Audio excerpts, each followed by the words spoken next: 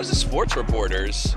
So cool. How did you end up there? I don't even know. It was Paige. Really? Yeah. Paige got you on the sports reporters? Well, Jordan Schultz, who was coming on the pod for me, he was on the sports reporters, and it was like 45 minutes before the show, and he was like, "Hey, Schefter and I really, we need another person on. Like, we want you to come on?"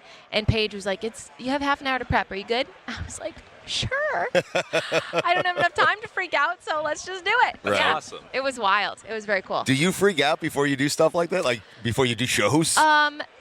I just want to be prepared. I want to be as prepared as possible, especially when you're on with like Schefter. Right. And it's more so like, I write all my own stuff and my own content, so I want to have jokes ready and, But sometimes it just comes, it'll be in the moment. So, yeah, I think it went pretty well, hopefully. They didn't kick me off, so. Do you ever feel like there's too much preparation? I mean, sometimes that's right? the thing. Right. That's the thing, because if it seems too scripted, especially with comedy, you can't script comedy. So sometimes in my meeting videos, I won't write out jokes. I'll just have an idea of the joke I want to do, and then I'll start filming it, and hopefully the joke kind of just comes as if it's a response to what I'm saying. So, yeah, there's the thing of being too prepared. So Billy and I were both guests on your great podcast, The Offensive Line. Yes. And you said to me right before we started that the episode that I was on was your favorite episode since you started doing the show. And now I feel like Billy is very upset with this. Billy, do you know why I said that? It was because we roasted the Jets so heavily, and it was so fun to make fun of him. That's why. I was going to say, I feel like you just say that to everyone, so that's why you said I it to him. didn't say it to him, though. I didn't say it to you, though. Billy did come off it saying he really enjoyed it, though. Oh, good. I had a great time doing it. We had fun. Yeah. There's a lot of ranting. You can rant in the show and take shots at people. Right. So that's the offensive line for a reason, guys. Did we do yoga on the show or something? We did. We did a Jets. It was like a way to like a therapy session. She was asked, how do I deal with the misery of being a Jet fan? I told her she wanted to do yoga, breathing, and all that. I said I just smoke weed. Yeah. So, yes. It helps. I had the same experience with you. You had sports reporters where I got like 30-minute notice because your original guest was having a baby that day. That's right. We've had that happen twice. I was an emergency guest replacement. Who was the original guest?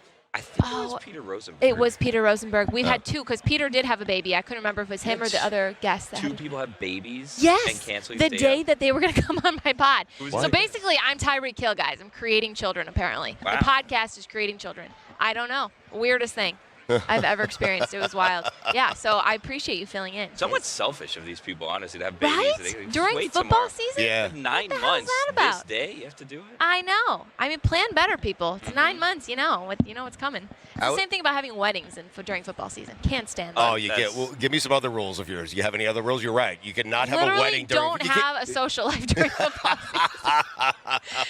If you have a birthday, wait. Yes. Don't have a birthday. Don't get engaged. I will not be there. How has the building of the podcast been going? Because it's really it's taken off, right? Thank you. Yes, I think so. It's been great. It's so fun to have different people on because you get different opinions. Like we've had some comedians on. Obviously, we've had guys like you in the industry. We've had former and current players. It's just fun to get different perspective of the same games that we're all watching every weekend. It's important for you to try to be, because a lot of this stuff sounds the same if you listen, but you're going out of your way to kind of sound and be different, right? I found that the difference with my podcast is like I roast the people, and I'll roast the people that come on the pod, as you guys know, who come on the pod, and it's different in the industry because a lot of the time we're trying to get things like interviews with people, so you want to be, obviously I'm nice to people, but like I'm not too low to take a shot at you if your team's losing or if something happens. So yeah, it's been fun so far. Have you found yourself like in a position where like, I may not be that much because maybe one day I want this person on my podcast. Let me scale it back a little bit. Yeah, I try to keep it tasteful, obviously, and I'll always, hopefully, the comedy, like I said, is so hard. You have to have it well timed. It can't be too far because then it's just an insult and not, a comedic side to it. So I think I'm hoping I'm learning that as I go in the industry, and you can always pick up real quick on if the guys are good with it. Like you guys were great with it, right? Like some people either wouldn't pick up on the comedy or wouldn't know that it was a joke or would take it personally. So it's really reading the room and reading the person that's coming on. And I never want to not do it because I'm worried like, oh, it's going to hurt their feelings or, if it's a good joke, I'll make the good joke, but I also am not going to offend anybody in the process. Yeah. So. But you're right. It's a fine line because sometimes trying line. To be funny, if you're not doing it correctly, it feels like you're being mean. Yeah, right? exactly. Yeah. And I never want to force it or anything, Right. Yeah. And that's why I pitch myself as not a comedian. I'm a sports reporter. I'm an influencer, a content creator. And then if comedy comes along with it, then people are like, oh, that was kind of funny. Where do you want often, Where do you want this great career of yours to go? Like, where do you see really yourself? Good question. Like a job interview? No, I'm just wondering. No, I I think Annie is really, really talented. I think her podcast is very, very good. It's different, and our show is different. And so I'm just wondering where she sees herself. Like, do you see yourself like network TV? I could see you doing just about anything, to be honest. I would love like a night, like an SNL type show. You know, like a nightlife type show. Right. I feel like that's where my content fits because I'm giving information to people, but it's still got that kind of darker humor, I guess, or dry humor. That would fit like a nightly show. So I'm good with whatever. I mean, I just in the meantime, I love social media because it's such a personal connection with your fans and with your followers, and it's the way we consume everything now. You know, like even this kind of stuff, you cut it up, you put clips on social media because that's how people get those little 13, 20-second videos that they watch every day. So yeah, I like the social media side, and maybe we can branch off of that, but. Didn't really think about that too much. I got to start thinking about my future now. Yeah, I'm sorry. I was trying to promote you and tell you how great you are. Okay, listen, you're terrible. You're not going anywhere. Jeez. I'm going to roast you on my show. What are we talking about offending people? Jeez. Did you see Jason Kelsey's nightly show or no?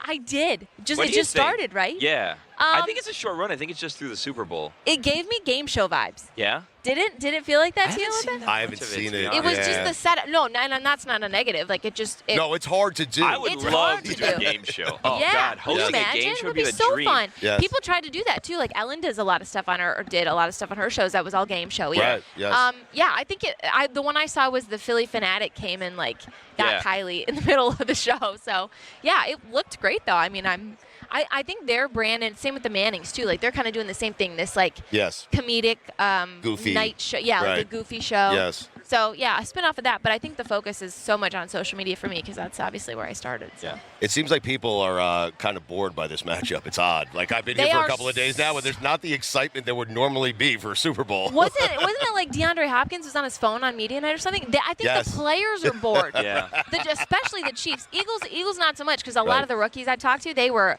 like, man, this is so cool to be here, and they didn't experience the 2 years ago, right? So I think for them it's great, but the Chiefs are just like, yeah, been there, done that. Yeah, like, let's just get to the game. If you're a third-year player on the Chiefs, this is all you know. Oh yeah. And I heard they love the ref questions, guys. Yeah. I think we should ask them more about that. I think people love.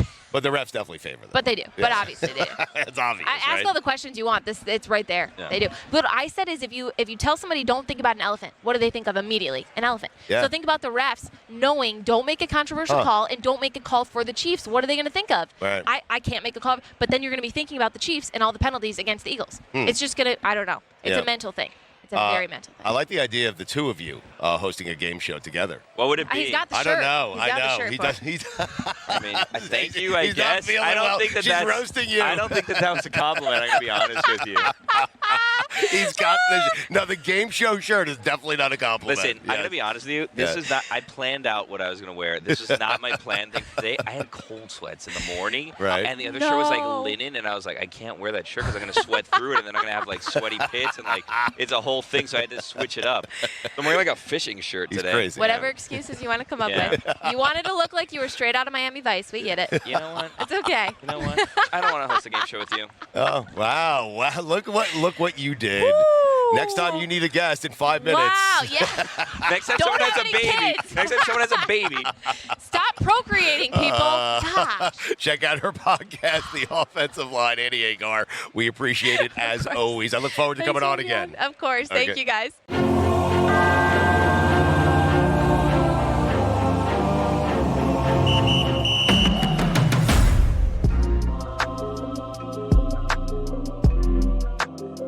Tell us what you're doing with Psycho Bunny this week. Yeah, man. Psycho Bunny, we did a deal. They looked out. I was interested in them. Never really heard much about them, but somebody brought it to my attention. And, man, I like what they had to offer. So they, looked out, gave me some, clothes and stuff like that to rock and support and, trying to create this relationship. And obviously they got me looking good out here. Yeah, you do. Handsome. Yeah. Just trying to put it on, man. Right. How does it work with Psycho Bunny? You just call him like, I need some clothes. Man, I wish it kind of do be that easy. No, I'm just playing. Really, my marketing guys and stuff like that, they kind of reach out to people for me. But sometimes, like, I've been doing my own research, and I'm real like a fly swaggy guy. So sometimes I reach out, like you said, in DMs and things like that, and just say, hey, man, I really like what you guys got going on.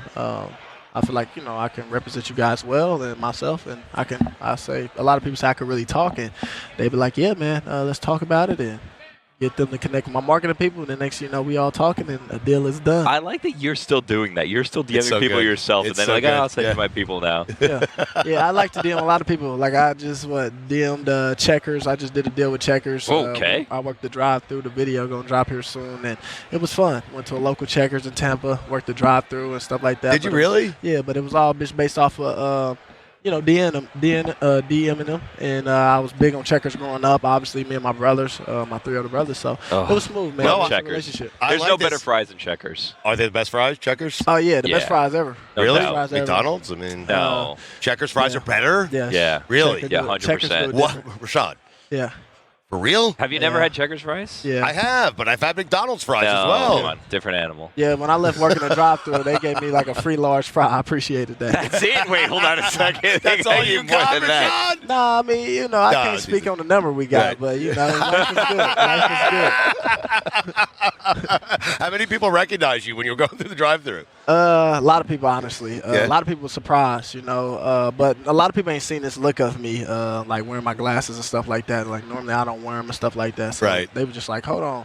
So caught them by surprise. But the video should be good though. I'm good with talking, good with interacting with people. Were you I trying- love the fans in Tampa. Were you trying to mess with them a little bit, have fun with them? Yeah, for sure. Yeah. For sure. I mess with a lot of people all the time. Like, a lot of people don't, really, like, if I'm walking around and stuff like that, like, people know who you are, but a lot of people obviously scared to talk to you and stuff like that. But then sometimes when people do, they be like, you look like Rashad White. Like, and then it kind of keeps going. And sometimes I just be like, nah, I look just like him, the running back for the Bucs. So I like to mess with people. Then I just be like, I feel bad. So I be like, nah, that is me, man. Nice to meet you. Nice to meet you, ma'am. Stuff like that. But, yeah, because I like to go to the gym, LA Fitness. I like to hoop with some guys and stuff like that. Here Be and there when I careful. can. Don't say that too loud. Nah, it might be a but it's all contract. good. right? You gotta Yeah. know. You gotta Yeah. know. What Don't get what hurt, you're doing. man. That's all yeah. we're saying. Nah, you gotta know. Yeah, Right. for sure. Like Yeah. it ain't 5-on-5. I like to get shots up. Yeah. Football. It's been an argument for a land of time. Football players think they can play basketball. Basketball players think they can play football. So Yeah. I like to still keep my jumper, loose. And you see that form right there. You can play basketball, Yeah, can't I'm all right. I you got a can play in the little game. NBA, couldn't But you? yeah. So a lot of people be like, "Oh, you Rashad" and stuff like that, and I be like, nah, that ain't me." Yeah. What do you think of that Luka trade? Man, that was crazy, man. That Crazy, was right? crazy. Yeah, and you want to know what's crazy? I had just went because my family live in Dallas, so I had just went to Dallas with my uncle and stuff like that. I was looking at some properties and some Right. commercial real estate, and we went to the game and sat courtside. And Luka, obviously, he didn't play. He'd been out for like 15, 16 Right. games. He with never the Cavs. plays, right. Yeah, I guess that's why he got traded.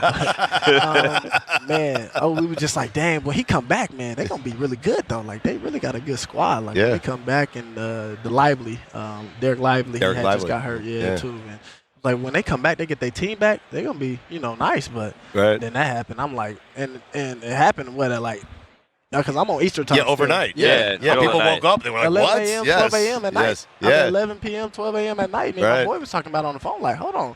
He was like, he thought he was being like, pranked or something like that. Like, Right. ain't no way, people just talk on social media. But Yeah. Shams reported it. He like, Shams must have got hacked or something. Everyone thought that because we'd never seen a trade of that Right. magnitude in the NBA. Thanks, It's crazy. so- You love the NBA. You love hoop, huh? Yeah, I love hoop, man. You got to watch basketball at a certain time, though. You know what I'm saying? Right. I'm not trying to say guys After don't play football. hard every night, but yeah, for sure after football. And then, just when the stakes get higher. Right. The stakes get higher. Sure. The seeding, it's coming Who's down your to the team? wire. I'm not really like a team guy. I'm more been like I was just fans of like players. I like to study games. So regardless of football or basketball, I really like to just study game and Right. be fans of players and stuff like that. So I always been a LeBron James fan. So you can kind of say, yeah, I follow him, but I never really like rep the team or something like that. It's Right. just always been, I'm a LeBron James guy, just like that. So I just like guys, game. I respect game. We love Baker Mayfield on the show. Billy loves Baker Mayfield. He's been on the show with us, before. That has Yeah, to I be a mean, fun guy to play with, in a right? normal fashion, How'd not like that happen, obsessive. though? He's just, I don't I like kind of like. Hey, do you not like Baker Mayfield? Are we gonna make up news here? I mean, I'm like you, Billy. I love Baker Mayfield. No, I like Baker. Like it's just. I feel like with Baker, you're always in it. You also like with Baker, you're always a throwaway from being out of it, but you're always in it with Baker. Yeah. I feel like he changed that. though. I feel Yeah, like he has changed been a little that. careful this year. Turnovers ain't been a problem in Yeah. Tampa. He changed that. Good situation. You know, good He just situation. cares, though. He just seems like a good teammate. That's all I'm saying. Yeah, for That's sure. all we're saying. For sure. Yeah. Play hard, do Yes. his thing, man. Obviously, I mean, we got to give respect and credit where credit is due, man. I mean, the guy coming off of 2 amazing years, and I'm pretty sure he's gonna have another third one back to back. You're an NFL running back. When you watch Saquon Barkley, do you marvel at him the way we do?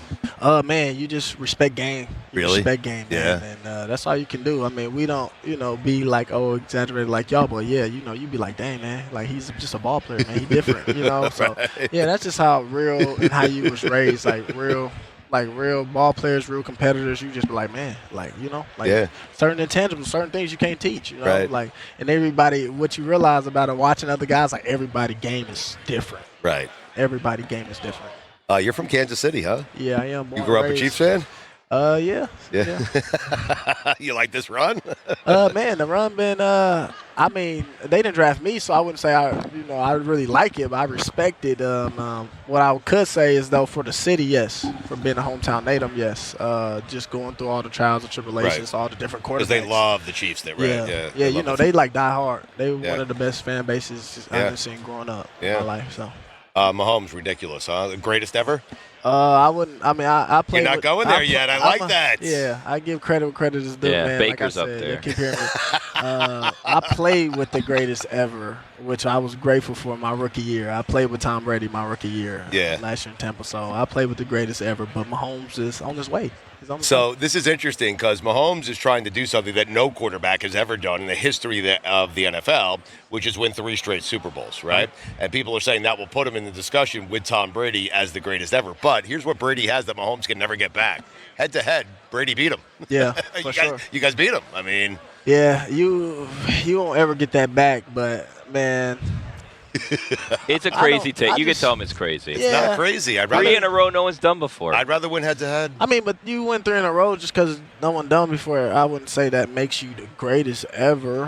I mean, there's still time and stuff like that. You got to, durability. You got to take into account a lot of things, obviously, too, stats and stuff like that. But, it's Mahomes 1B, but you still got 1A, man, and 1A comes over before B. No doubt.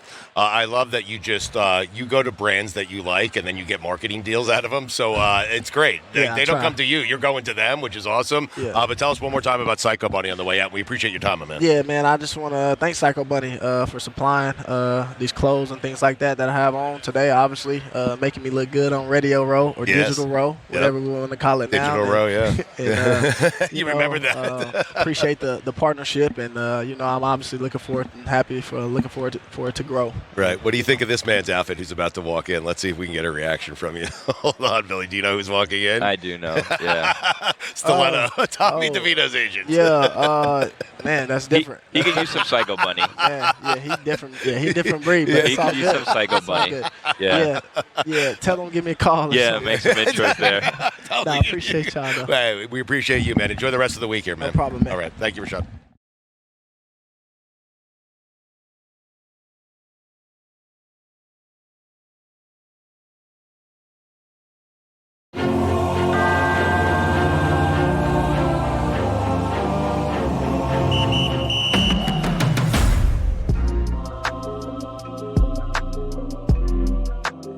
What have you been up to, man? What have you been getting into? So I worked for CBS this year, called games, college games, broadcasting. Yeah.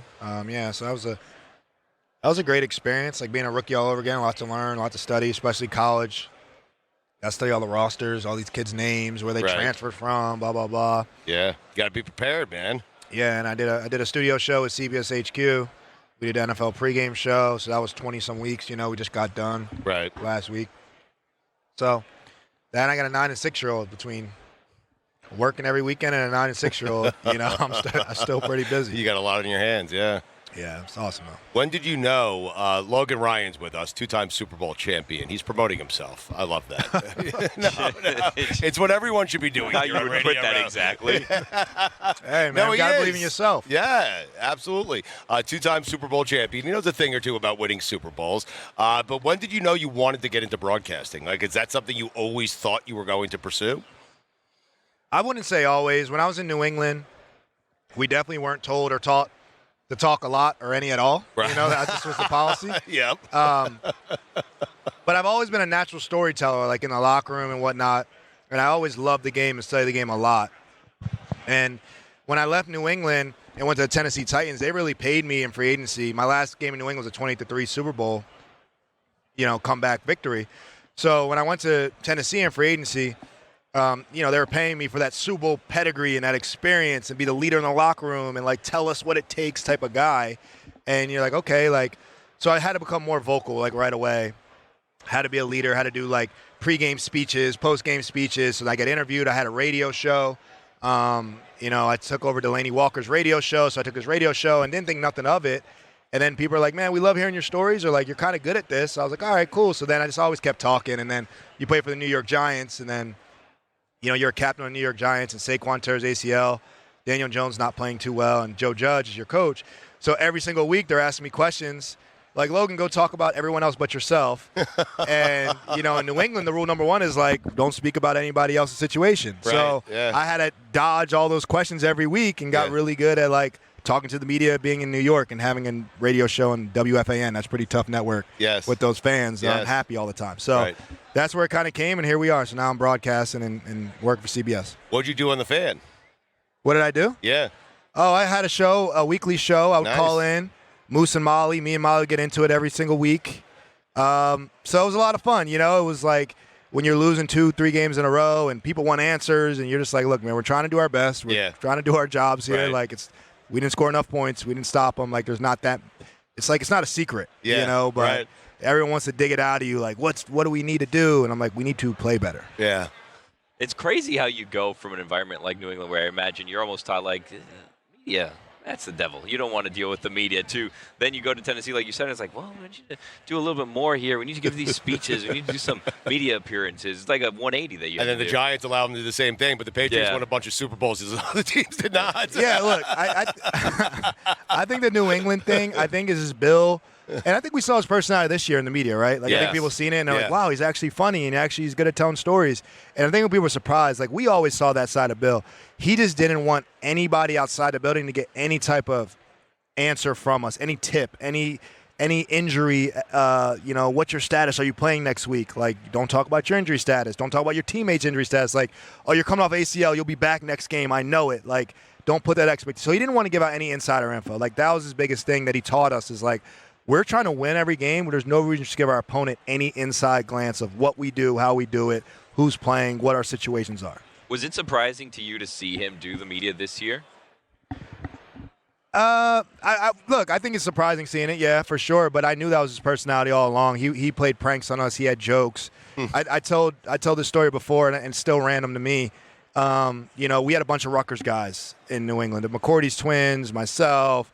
A handful of Rutgers players. It's Steve Belichick went to Rutgers, forgot his own son, right?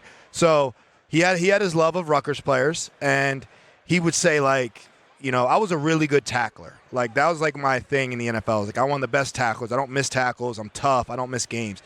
And he was like, these Rutgers guys, they're soft, and he called me soft to, like, get under my skin. Right. And then he's like, you're soft as marshmallows, and everyone knew I wasn't soft. But I come in my locker one day, and he has, like, a tub of, like, 60-gallon tub of marshmallows. Yeah, that's classic like, overflowing out of my locker. And I'm like, who gave me the marshmallows? Yeah. And then Bill's like, do you like those marshmallows?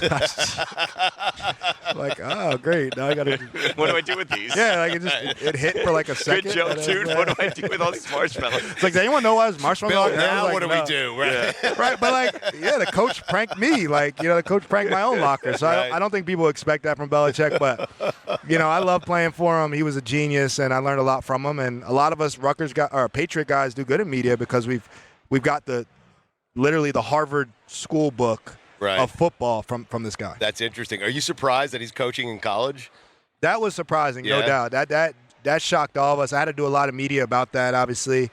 No one saw that coming, but college football is shifting more to pro football, and he's going to get a good salary. Yep. And I'm sure his son's going to be on staff for the future there. So I think he has some things that he wants, and he has the power that he wants to have, and he earned that.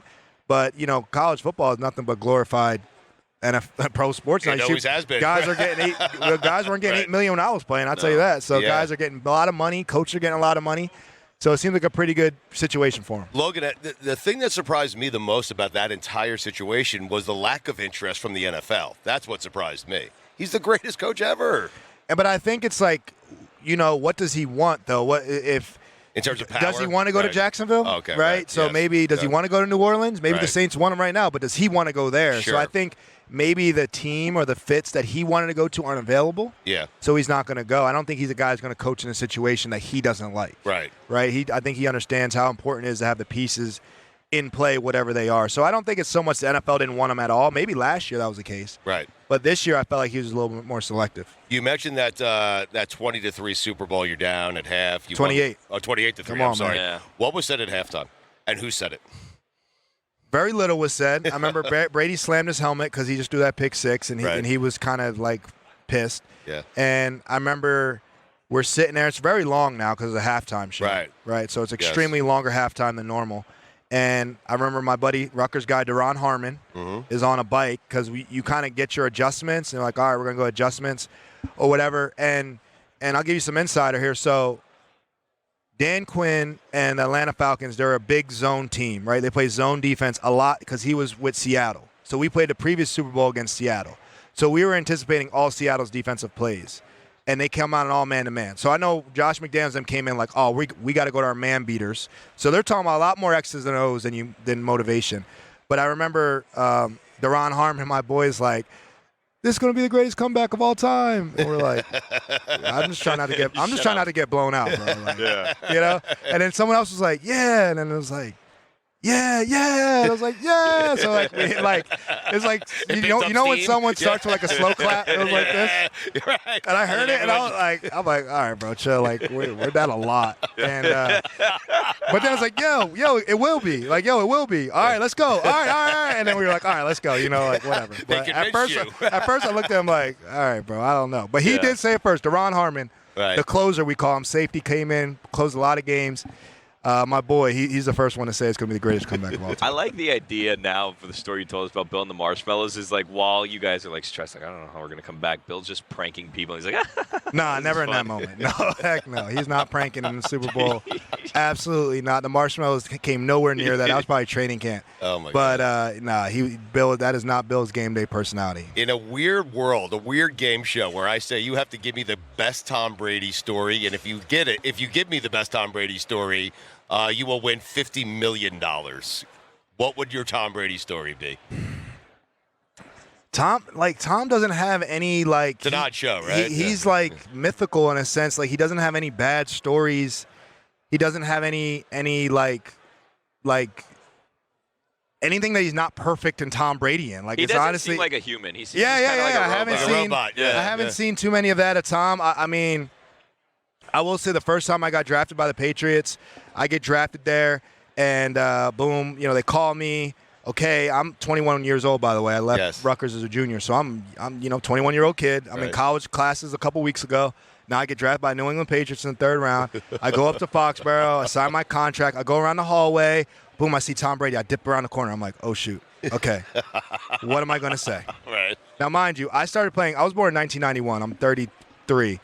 And Tom started playing. I started playing football in 1999. Tom started being the quarterback for the Patriots in like 1999, 2000. Right. You know what I'm saying? So he was a pro when I first ever touched a football, and I'm an old player now. So imagine what he is to these kids. So I'm like, oh shoot, what am I going to say? Let me just like gather my thoughts. So I go around the corner. I'm like prepared to introduce Palm Sweaty, Mom Spaghetti, that old thing. Like I'm prepared to like say something. Right. And he goes, hey, what's up, man? Logan, right? Logan Ryan, third round out of Rutgers, man. I love you. I watch your tape. Like, I'm Tom. If you need anything, like my locker's over there, and I get here early. And if you need anything, just like come to my locker. And he took all the awkwardness out of it. He knew who I was, where I went to school, what pick I was drafted. Incredible. He knew everything about that about me. And I just was prepared to say hi. So I just thought that spoke volumes. Then I was like, how early? So then I started trying to get there early because I'm an early riser, and work started at 8. And I got there at 6:30. Him, Edelman, Belichick, Carr was there. I got there at 6. Him, Edelman, Belichick, Carr was there. I got there at 5:45. Him, Edelman. I got there at 5:30. Edelman wasn't there. It was Bill and Tom. I'm like, all right. I got there at 5:15. I got there at 5 a.m. one day. Tom and Bill. I said, I'm not going anything earlier than 5. I will be third or fourth for the rest of my career in this parking lot. I will never beat I'm not waking up at 4 a.m. for this. So you didn't try out 4:30. No. That 5 was it. His car was there, and he's like year 14. Yeah. And I'm a rookie. Yeah. And I was like the 3rd or 4th person in that building every day for the 4 years I was there, and his car was always there. So when you get there, it's just the two of them. And they're like, what are you doing here? Like, why are you showing up? I didn't even see Tom. I don't even know where Tom was. And then I would have so much time. Maybe Tom just was parking his car there overnight. Exactly right. That's the trick. No, maybe you did beat him there. I mean, no, because he'll like come out the sauna and like he already like had his towel, like he already had like his workout clothes sweaty. I'm like, what time did you work out this morning? Like he already's done his post-workout sauna. Yes. You know, I'm just getting in. So no, he got there early, man. Like scary hours where I didn't want to venture to. Yeah. But eventually, I had to kill 3 hours before work. Right. And we had long work days in New England. Of course. So I eventually found a routine that I did my lift early, then I ate breakfast at this time, then I did the cold tub, then I stretched, then I did extra film.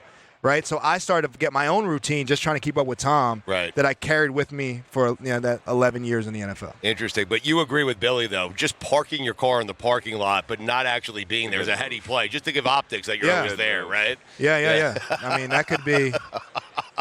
I like it. That could have been it. You know? Tom comes out and he has, he's in the sauna, whatever. I mean, you can fake that, but he comes out and he has like the towel, like. Bill's dressed like a slob all the time. He could have been showing up whatever. He just had his. Well, that's Bill slept there. His car was there from last night. No doubt about it. He slept there. Tom, I don't know. I don't know what time Tom came. He slept there. But Bill definitely slept there. What an amazing team. What an amazing. Yeah. Your body, you said it feels better, like because you're not playing football anymore. But what do you miss most about football? It's the locker room, right?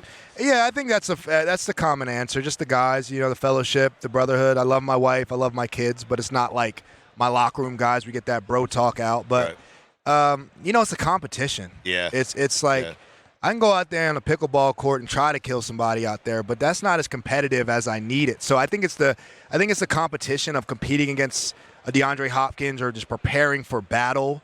Like to me, and I think I learned that media can be competitive, right? Like we're all trying to do our best, and when I go kill a segment, right? When I go kill this show, I'm like, all right, boom, check. Like I did what I had to do. Like it's almost a competition to me. Like I showed up prepared, right? And I killed that 5 minutes of TV. Where when I was a player getting interviewed, we don't think anything about the interview. You know, we're preparing for the game. Hey, can I grab you for 5 minutes? Like how much work goes into the interviewer of you're studying for this guy. I know you Googled me like 5 minutes before I got up here. Yeah. So you're doing your little homework on me or whatever. I was making sure you won 2 Super Bowls. That's all I was doing there. There we go.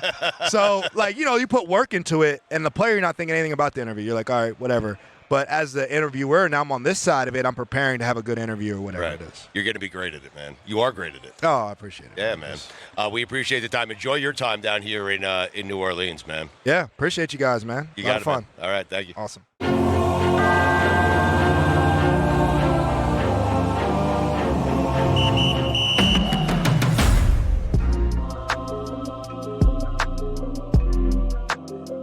Kristian Fulton was with us. He's a quarterback for the LA Chargers. He's here promoting himself. He's here promoting the city of New Orleans. Did I say it right? Yeah. Billy doesn't think I said it right. No, you've been saying New Orleans the entire week, and then all of a sudden you have a whole different pronunciation. Billy, when you talk to a guy who's from New Orleans, you got to say it properly. Yeah. Right, Kristian? That's how you say it. I'm telling you. New Orleans. New Orleans. What are you doing, man? Man, just came home. Yeah. See the family. Right. And just so happy, Super Bowl is out here. So, just trying to, show love, for the city. Meet up with some of the guys, that came out here. A couple players came out. And like I said, just spend time with the family. How do you feel when you're hosting, I guess, like a hometown Super Bowl? We were talking to Deuce McAllister about it earlier. It's kind of annoying because you still have all the other stuff you got to get going on, and then everyone's like, oh, let's do this, let's do that for the Super Bowl. It's like, I still need to, I have to see my family, I have to do all this other stuff. People just think you have an endless amount of time. Yeah. That's definitely how I've been feeling, Yes. It's cool, but... it's a lot of pressure, though. I'm saying, you pretty much like everybody's tour guide for the week, and I'm like, don't call my phone with that. Yeah. They call it anyway, though, right? They call it anyway, but because like you said, it's like you got your own schedule, things that you got to get done, but then you still got to see family. check on friends, do anything, Well, no, and because of who you are, I'm sure they're all asking, like, oh, you maybe get me tickets to the game. Can you do this, reservations? They already know. They know better? Yeah, they already know. Hey, if I'm not playing, hey, can't do much for you, not with the Super Bowl. You said you were glad that you had some time off before we came on air, and then I reminded you, you'd like to be playing this week. Yeah. Man, right. That's the goal, One of my long-term goals is, to hopefully eventually win a Super Bowl. Yeah. I've been blessed, to, win a state championship, win a national championship. So, just want to complete the Triple Crown, I would say. And it would have been great, because like I said, being from New Orleans and winning the Natty in New Orleans. Doing it here, yeah. Oh, you won the Natty in New Orleans, right? Yeah. So New Orleans. Yeah, New Orleans. Good job. So it would have been great to, play in New Orleans and win one in New Orleans. How is Jim Harbaugh as a coach? Man, Jim, he's a one-on-one guy. I will say that definitely. He's not many coaches like him at all. Right. He's a player's coach. A coach, who wants to see, guys. He wants to see everyone contribute. Sure. And not all coaches out there is like that. He sees value in everyone, and he just has a story literally for everything. Like every team meeting, we are expecting. I see you smiling, thinking about him. A little crazy though. Oh, he's nuts. A little, come on, he's nuts. Listen, crazy. Listen, we know him a little bit. He's nuts. A little crazy.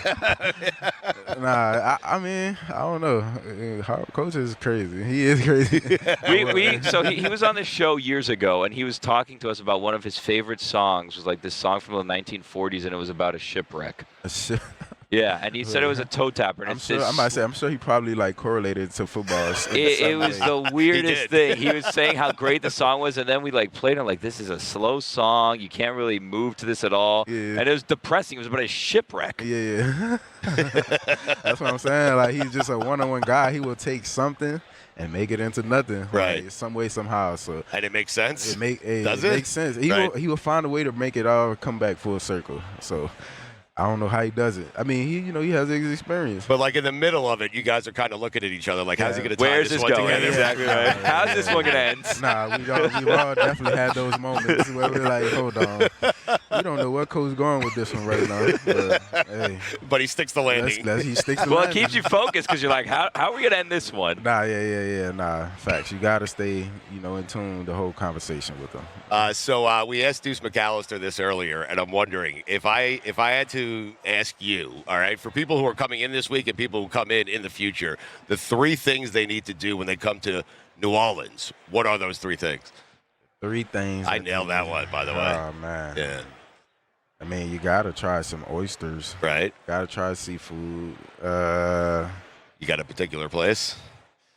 Ooh, for oysters? Yeah. I'll go to Drago's, honestly. I'm going to trust you because you're a hometown kid. That's why, right? Everyone likes to give their advice on food. No, I want to hear it from a person who's lived here their entire life. Yeah. Nah, no doubt. I wouldn't send you nowhere wrong. I feel like I'm actually a foodie. Really? So, yeah, if y'all want me to come check y'all spots out here. Really? You want to get lunch after this? Let's do it. I'm a foodie. But, you just got to, go tour the city, and you'll run into a lot of things. You'll find it. That it's impossible not to find. Yes. Nah, 100%. I want to ask him food questions. Go ahead, Billy. No, being someone from here, you were able to win the national championship with LSU. Yeah. Is there anyone more New Orleans than Ed Orgeron? No. He's the most New Orleans. Oh, my God. Oh, coach. Oh, one-on-one coach. He's another one that it seems like for other reasons you have to pay attention to everything he's saying because you get lost very quickly. Yeah, 100%. But he's definitely going to be more straightforward. He's definitely going to get straight to the point.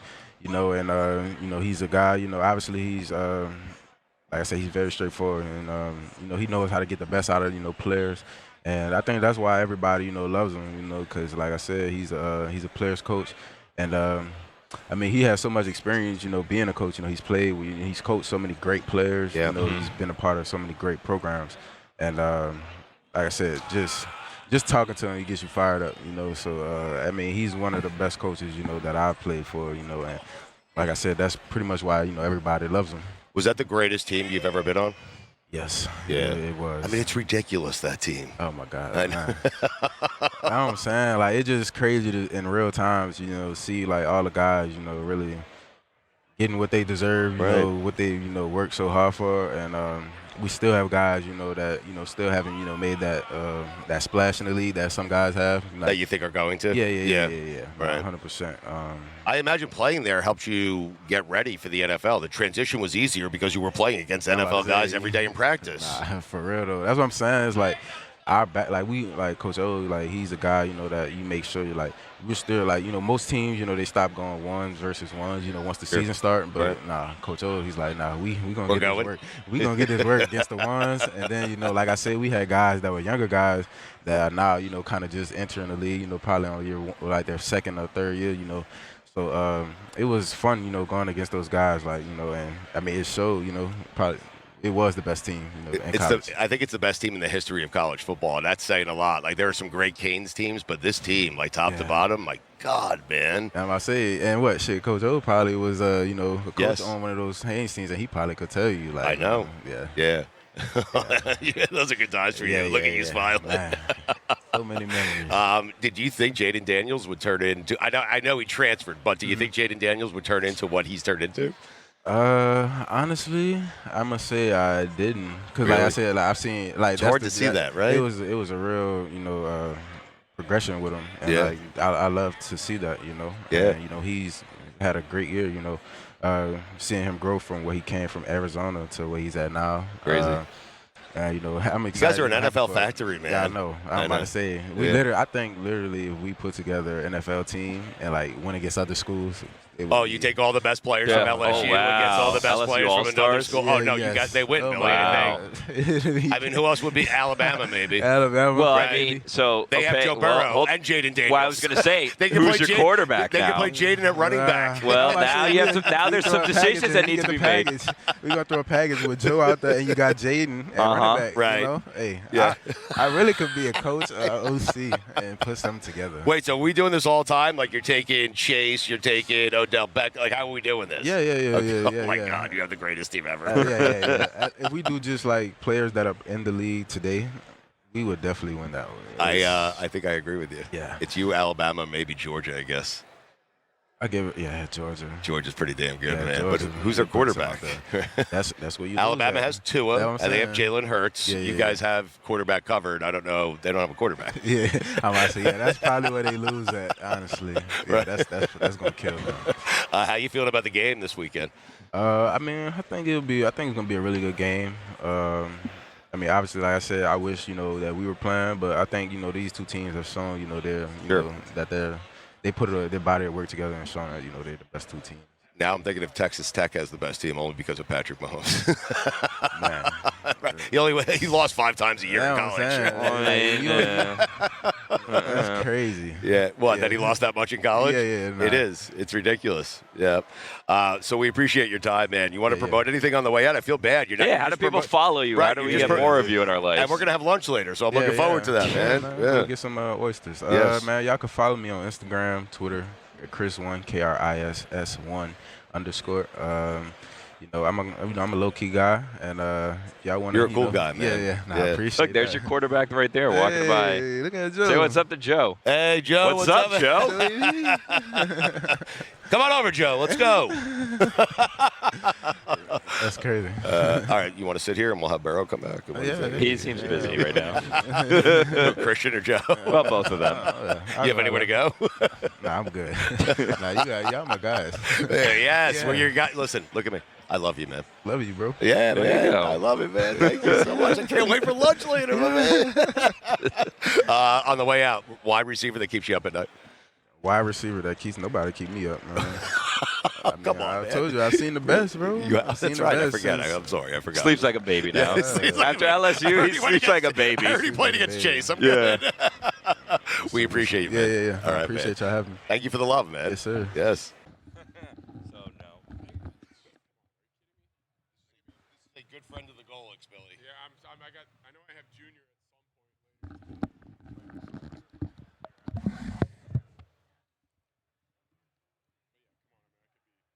at some point. Working a desk job right now or something. That's a good point, Could be Kyle. a lot working for You know hanging what? out in the Super Bowl talking ball. I actually have a question for you once we get going from a story that we've been told. Oh, and we've God. heard multiple versions of this story. If it came from the Golik's mouth, it's I believe that it was you that was absolutely involved. false. I believe that it was you that was involved. Oh, God. You're going to start right there, Billy? We can. All right. Completely. Kyle We don't have Rudolph. to. Kyle Rudolph, it's Radio Row. It's Thursday. It's Eagles and Chiefs coming up on Sunday. You have to dig deep on Thursday. Everyone's tired. You got to tell your body not today. Kyle Rudolph is with us here on behalf of Good Sports. And Billy has a very probing and pressing question, it seems. We'll get to what you're doing with Good Sports in a second. But let's go, Billy. No, it's not a probing and pressing question. Wait, I just hold said on. I have Let's a get question let's get for it out you. there. Come Kyle, on. were you a little nervous when he said, I actually have a question for you? Yes, I'm a little nervous, but It's not. Lay it on me. This is not something that would put you in a bad position at all. And I'm pretty positive from the story that we've been told by multiple people now. You were involved in the story, but it was not anything that you did. We were told, you know, Jessica Smetana. Have you met Jessica? So she's friends with the Golics. She stayed at the Golics. They were there for the Notre Dame, the first playoff game. absolutely. I know And Jessica.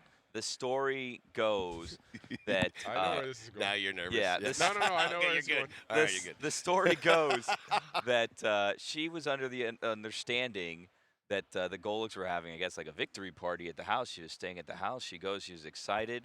And then you showed up, and you showed up with Shane Gillis, and none of the Golics were there. They all left to go to the airport and just head out of town. So everybody thought they were going to a nice victory party at the Golic household. And the Golic household, the Golics just abandoned you guys. Yeah, so Notre Dame college football playoff game on campus. Yeah. Big win for us against IU, and we were sitting in the suite with Shane, and he kind of like leans over, and he's like, yo, where are we going after this? Right. And I'm like, well, I'm not taking you to the linebacker. Like, we're not going to CJ's or Finney's. Like, I can't take you into, like, a college bar in South Bend. Like, there's no way. Those will get mobbed. Yeah. Yes, like, right. forget us as Not all the in his former best players. interest, right. Not in his best Got it, interest. yes. So I text Junior, and I'm like, hey, Mikey, what are you doing after this? We're walking distance to the house. And he's like, let's hang out and have some beers. He's like, we don't leave till 12:45 or something like that. That's all he said was, we don't leave till 12:45. So in my mind, I'm thinking that's 12:45 tomorrow afternoon. Of course, right. Like, yes. Not an hour from now. Right. So kind of round the troops up in the suite. We head over. We walk to the house, go in the side door, and they're like packing up their suitcases. And I'm like, what are you guys doing? Right. Like, well, we're leaving at 12:45. I'm like, that's in 15 minutes. Like, what do you mean we're leaving at 12:45? I'm like, yeah, we gotta go to Happy Valley. Like, we're going to Penn State for the Penn State SMU game tomorrow. I'm like, well, you have any beers? We're already here. That's all you cared about. Like, well, the fridge has got a few different beers, and so Shane called me and he's like, hey, I think we're outside. I'm like, yeah, come on in. So he comes in. We were sitting there having beers, and then again, Jessica walks in. And she's kind of just like, yeah, that's Shane Gillis. Where were the Golics? They left. They went to the airport. Okay. Oh my God. So good. they had packed up. Right. Jake actually drove Junior and Senior to the airport, so it was literally just me and a couple of my buddies and Shane, his girlfriend, his manager. So we're just hanging out, having beers in the Golics house. So good. Somebody had to celebrate the win. The Golics should have a bar at Notre Dame, don't you think? Oh, absolutely. Yeah. Let's get on that, Rudolph. do Me it. and you, okay? I'm in. Well, 80, the Golics 20 would have to get on that. No, not they're you. in. They're in. We'll give them naming rights, but 80-20 our way, right? Yes. You good with that? I'm in. I'll take the 20. I'm good. Billy, I interviewed Kyle Rudolph. I interviewed Mike Golic Jr. from Kyle Rudolph's bed once. Yes. That's how close these two are. He slept over. He slept in Kyle's bed. Okay, And he good. joined the show from Kyle's bed. Yeah, that needed Yes. some clarification because that could have gone a number of different ways, but it also sounded like you were in his bed for some reason. Come on, interviewing we were Mike college Golic. roommates. Yeah. You know how it goes. Yeah, Mikey was in town for one of our charity Yes, events, and he's like, right. dude, I got to get up here in a few hours. I got to get on. I got to go to work. I'm like, just do it right here. We'll be good. Tell us what you're doing with Good Sports because I have more questions about the Golics afterwards. Go Of course. No, it's speaking of charity events. So this year I was introduced to Good Sports. I spoke on a panel that they had in New York City, and really just learning more about the organization. And basically what Good Sports does is they provide access and equipment to youth. Sports now are getting so outrageously expensive. Crazy. There's a statistic that 75% of parents contemplate taking their kids out of sports because it's just too expensive and they can't afford everything.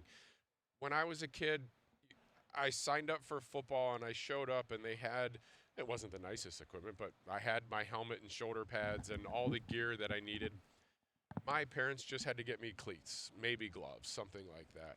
And I feel like in today's world, youth sports it's becoming like a market. Like, it's so expensive to have your child participate in sports, and what Good Sports does and the access that they provide for these kids who need it. I think about all the life lessons that I learned as a kid playing sports.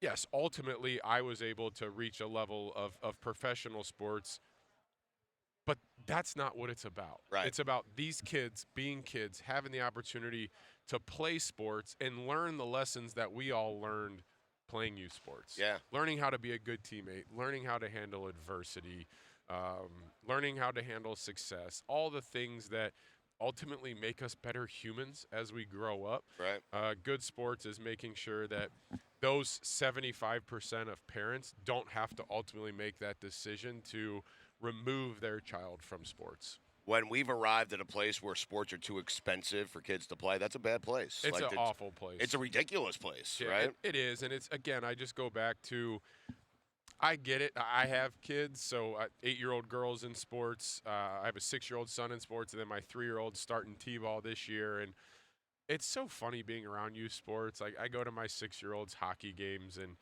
every kid in there, or every dad in there thinks their son's going to play in the NHL. Of course, yes. My kid's like eating ice in the corner and like tripping over and starting fights and stuff like that. And it's just like, that's what kids are supposed to do. And yes, be kids. Ultimately, yes. if he's good enough to play sports, to pay for school and potentially, provide his living one day, great. But that's not what it's about.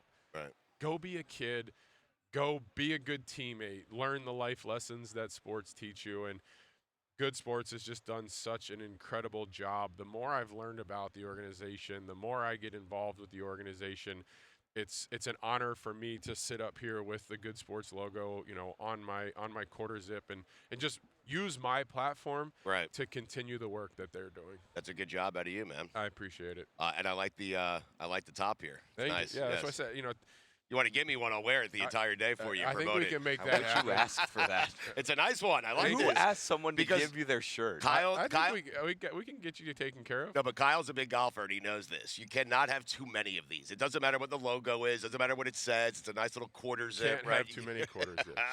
Absolutely. Are you still doing the Beer Olympics? Yeah, so we call it the Lake Bash. Okay, sorry. When you raise money for a children's hospital, they don't. Yeah, Beer Olympics is a strange name. name. Love Beer Olympic, but Gojo told me it was called the Beer Olympics. Well, it's yeah, 100% a Beer Olympics. Okay, thank you. Yes. The champion is decided by Flip Cup. Like, let's be honest. Yeah. But hey, we're raising money for a children's hospital in Minnesota, so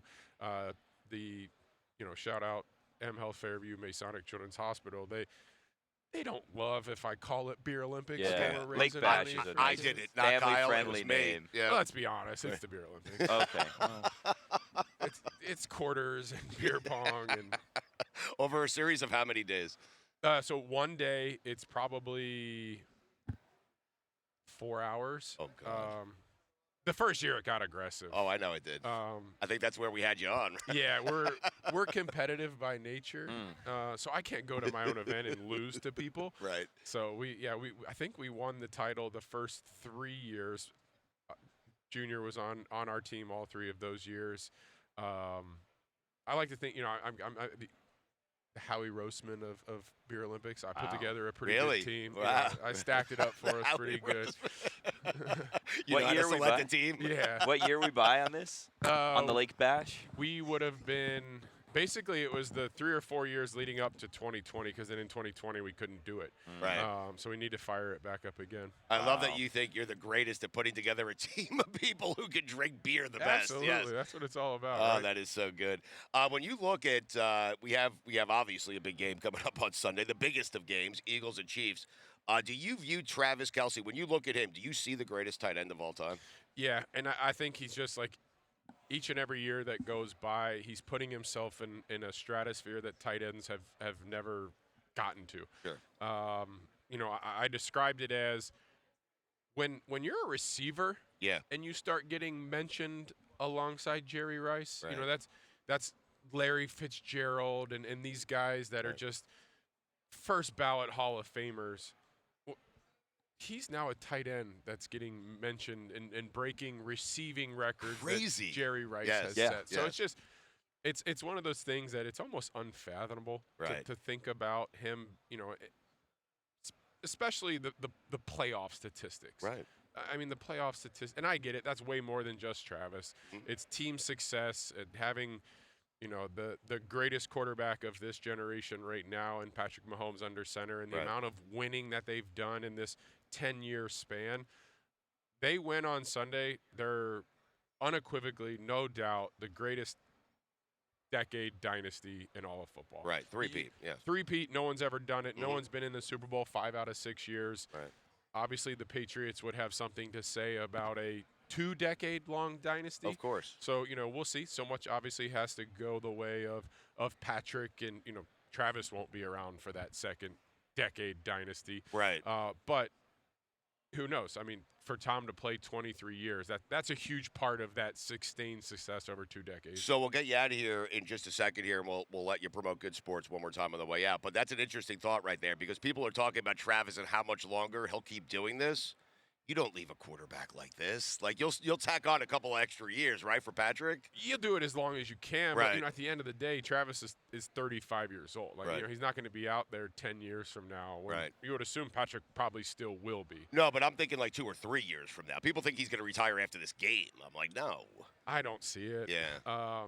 You're going to the Super Bowl every year. Like, you have the greatest quarterback in the game right now. Yeah. He still caught like 90-something balls. I think it was 98. You don't retire when you're catching. I mean, I think Tony Gonzalez retired after like a 94 catch season, which is insane. But when you're catching 98 and winning and putting a ring on your finger every year, what's the point of leaving? I retired because I caught 4 and they wouldn't throw it to me anymore. So I was like, it's time for me to go. It sounds like they made the decision for you. Yeah, I'm out. So all right, go check out the Golics here. He's going there next, but one more time on the way out. Tell us about Good Sports. Yeah, no, Good Sports is an incredible organization doing unbelievable work, making sure that our kids stay in sports. Sports taught me so much as a kid. It's far beyond just, grooming the next generation of professional athletes. This is making sure that kids have all the opportunities that they deserve. You're a good man, Kyle Rudolph. We appreciate it. Thanks, Stugotz. I appreciate it. You got it, man.